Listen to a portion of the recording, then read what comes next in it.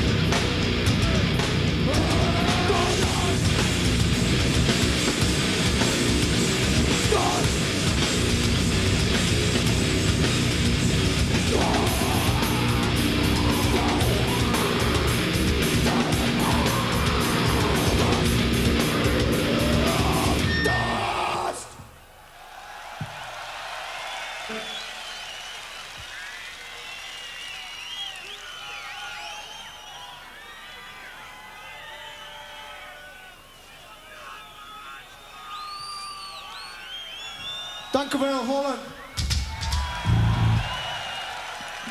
Next song, it's from our new album Roots. It's called Straighthate.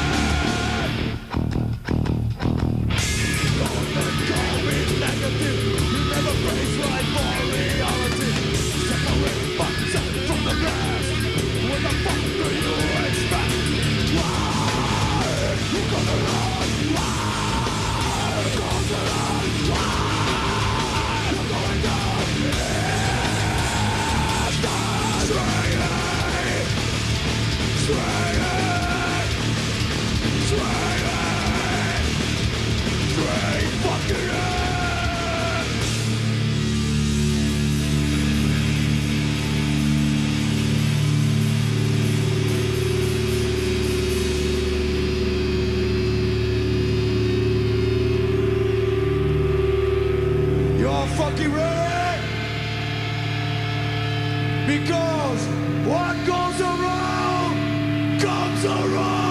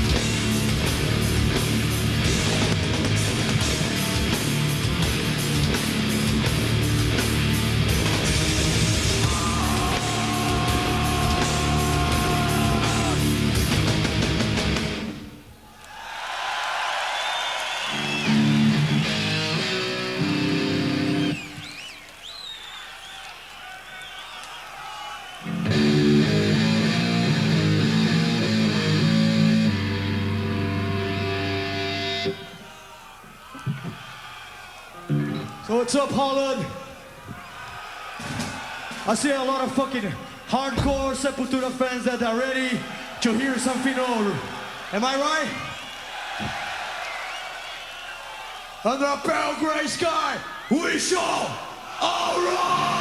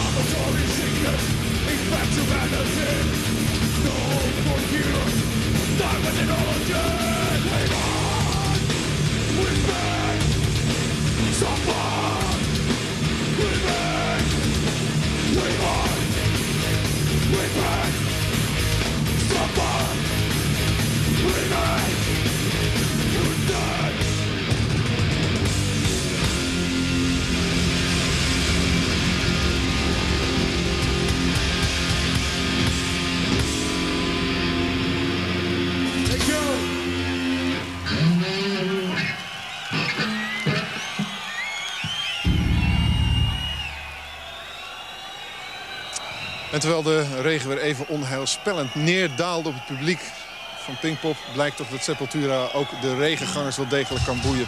Op dit moment heeft net iemand verteld, kijkt er op dat Zuidpodium waar wij staan, zo'n 25.000 mensen naar het optreden van Sepultura.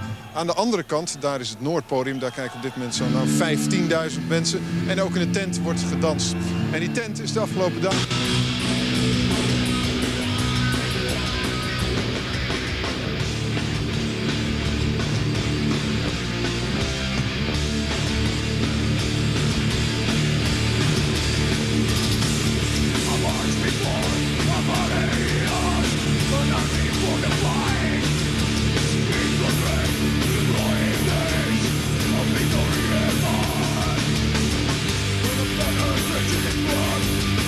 What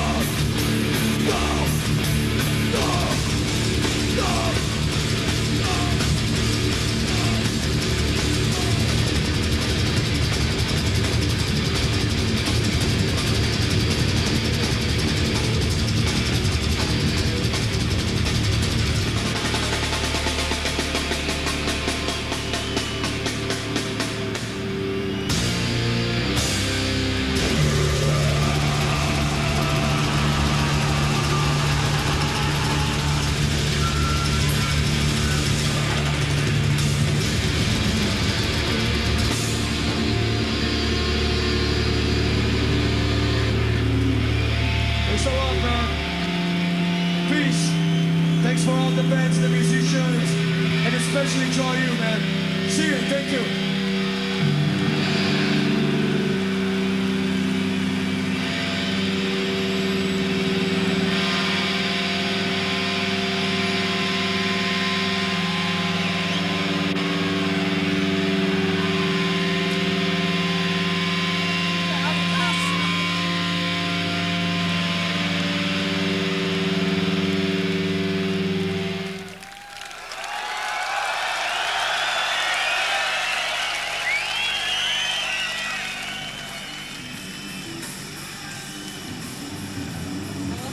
Andreas, hi.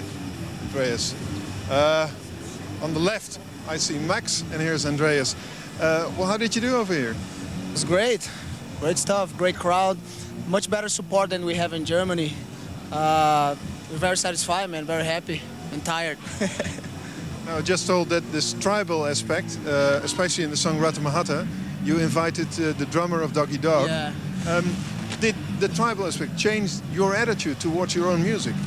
I don't know, I think we're changing step by step throughout the years. Sepultura is a band who is together for more than 10 years, and we've been playing every kind of place.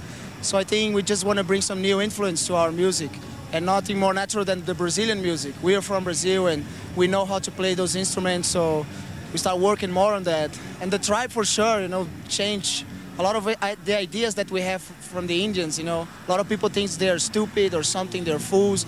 But they're very intelligent, they know what they want, they live in freedom like they want, and they have the respect of the white culture in Brazil, which is very good, So it was a great experience to record the whole Roots project, we have a lot of guests, including the tribe and stuff, and now we are happy to be here to show our music live, which is the best for us.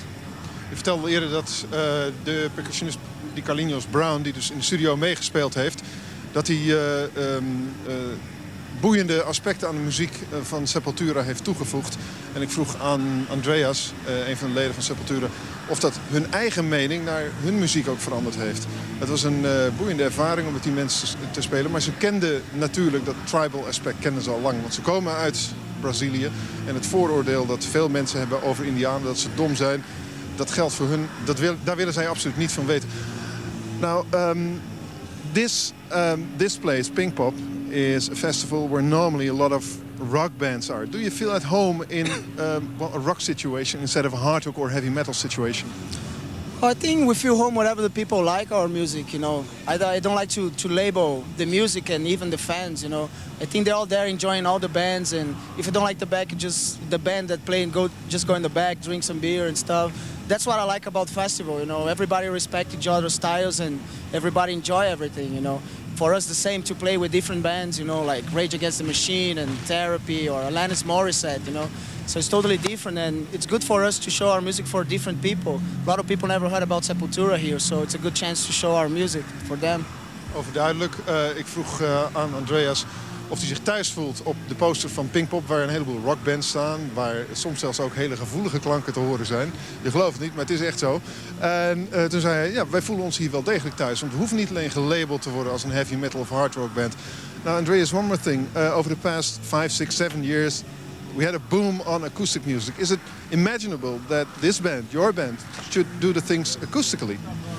Well, we've been doing that with more the Brazilian, music, the very traditional Brazilian music, like Caioas and Rata Mahata, or the song we did with the tribe, It's Sorry. And that's the way we like to use acoustic, not in the melodic or, lovely way or whatever, We like to use acoustic in a very heavy and dark moody.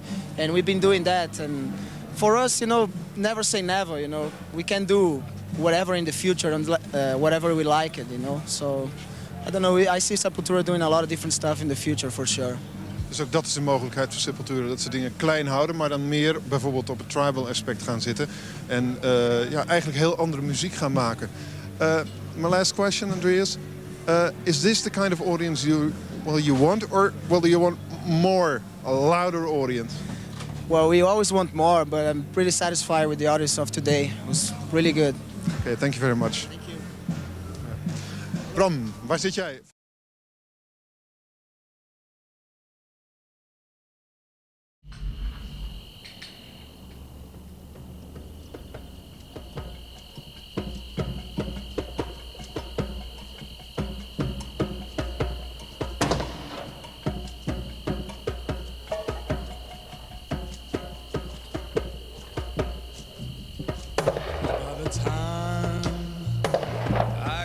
to Phoenix.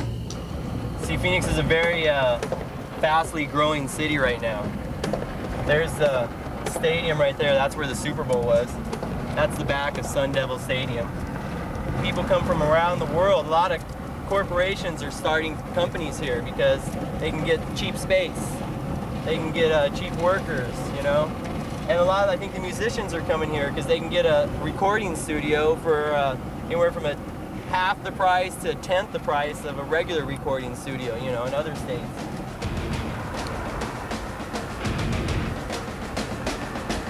Yeah, Arizona's pretty much known for the harder music, you know? All the music that comes out of Arizona that's pretty well known is like, other than Sepultura, Flotsam and Jetsam, Sacred Reich, N17, Jason Newsted from Metallica, he used to play in Flotsam and Jetsam, a local, pretty heavy band. So why do you think that is? I don't know. I don't know if there's an attraction here that people that like that kind of music like to come here. A lot of people say it's the heat. You know, when it gets to be 120 degrees in the summer, some people say, you know, that'll have a funny effect on you. It'd make you a little aggro. You know, a lot of reptiles live here. And I know for a fact, like Kerry King from Slayer, he lived here and used to raise snakes and all sorts of reptiles, lizards and such. I know a lot of people in the Sepultura crew, they raise reptiles. They have water dragons and stuff like that.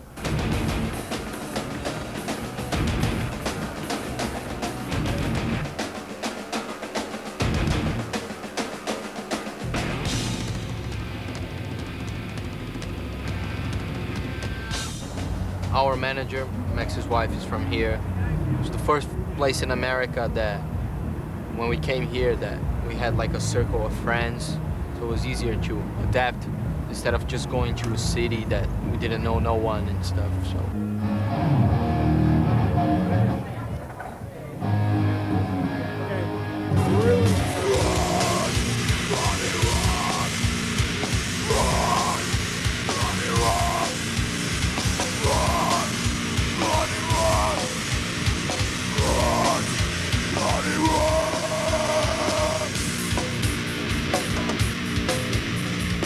We have an album where they have a cover of Orgasmatron from Motorhead, and the song got huge. They play on the radio every 5 minutes. Oh yeah. So that's when Sepultura become real big in Brazil. That doesn't necessarily mean that people like us, you know? But they know you're the guy. Like, you're the guy with the monster voice, right? I'm like, yeah, that's me.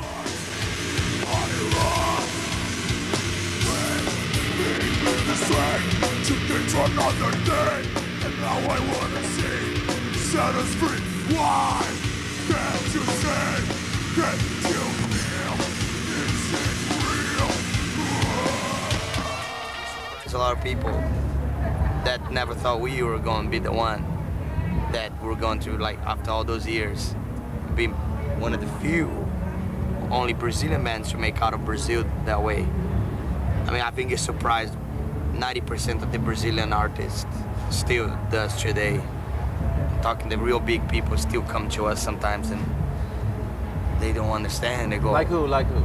like Caetano Veloso and Gilberto Gil. Oh really? Big people, yeah. They come go, to you and what do they say? how'd you do it? We know how it is to be in a band from a third world country, try to break it out, and they know that feeling. And for them to see a band like us break it out, it's like, it's important for Brazil.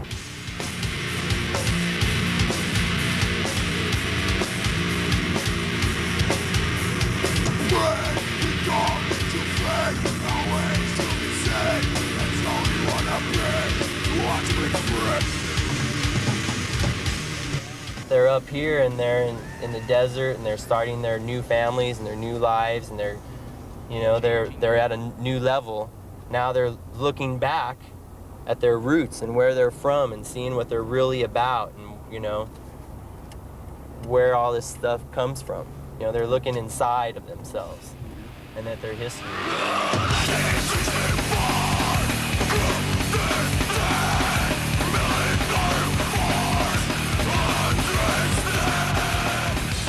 The whole thing about doing dictatorship was because we grow up hearing all the stories about people being disappeared and being exiled. a lot of musicians and artists being tortured. A lot of our fathers, friends, Yeah. you know, Really? we have friends that their fathers just disappeared, or some of them yeah. had to move out of the country because the stuff they're saying was against the, you know. There was this family Crazy. from Chile moved to Brazil because Pinochet, because of the repression in Chile, they went to Brazil. You know, so the whole South America has always been really strong on that whole torture thing. And nobody would touch the subject. Nobody would even talk about it. And I was like, you know, I think it's time for people like my age start asking the government some questions. You know, why did they do that? You know, what's the reason behind all this? Why did you kill and torture all those people, you know? I don't know, it's kind of like, I don't think it's never too late really to ask the question. Maybe nothing can be done about bringing the people back from the dead, but maybe we can teach our youngsters. Maybe I can teach my son how bad it was, and maybe when he grow up, or the people in Brazil that grow up right now, that's 3 years old, when they're 15, they don't have to deal with the same problem again. How old is your son? 3, Oh, 3, yeah. and I have another one that's 9 months. I saw the guy, what's his name? Dick Dale. Dick Dale. Yeah, I saw. I went to see him in Phoenix, and he has his 5-year-old son with the drum kit through the whole show. Is it so? I thought that was great. Yeah. I wish I could talk to him after the show just to tell him how great I thought that was. It was Yeah. better than any other show I've seen just because of that. I think that just gives a lot of freedom for people to think like musicians are just freaks and drug users and useless people, you know? That musicians are not, and artists are normal people that can raise a child just as good or better than a politician or a doctor, you know? And you can take that kid on tour and stuff. So whose kid is that? That's Andreas. Andreas' little girl. Yeah, it's Julia.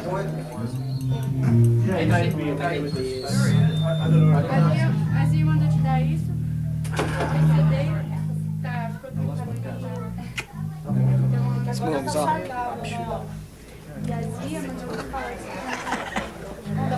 Ah, agora sim, sem bochechas, né? Olha lá, Nena, soltou a chupeta. Eu vi a câmera. Dá sorrisos pros holandeses, dá? Os mungus. So where did you grow up? You probably never heard of it. Tell me anyway. Belo Horizonte. Where is that? It's between São Paulo and Rio. In Brazil. Yeah, it's not in the coast. It's tourist inside the country. Sepultura, we started doing our own music, but it sounded a lot like bands that we were listening at the time, like Motorhead, Venom. Basically, a lot of bands outside Brazil. A few Brazilian bands that were really into it, but a lot of bands from outside. Some bands from Finland, especially like hardcore music, and some English bands like Discharge, and you know, some of the metal stuff we're really into too. Yeah, not much of American influence. No? European. Why? It's harder. It was all harder, heavier, darker, colder. I think bands like even the Beatles shock a lot of people. I heard stories of people really freaked out when Elvis danced, when he did that dance, como é que fala, rebolar? Moving his hips. Twisted, and- moving Twisting with his hips, moving, yeah. I mean, like, people freaked out. Yeah. I was like, oh my God. It's funny now, it's like you look at so pathetic, you know, like, don't matter. Today we're talking about way beyond that.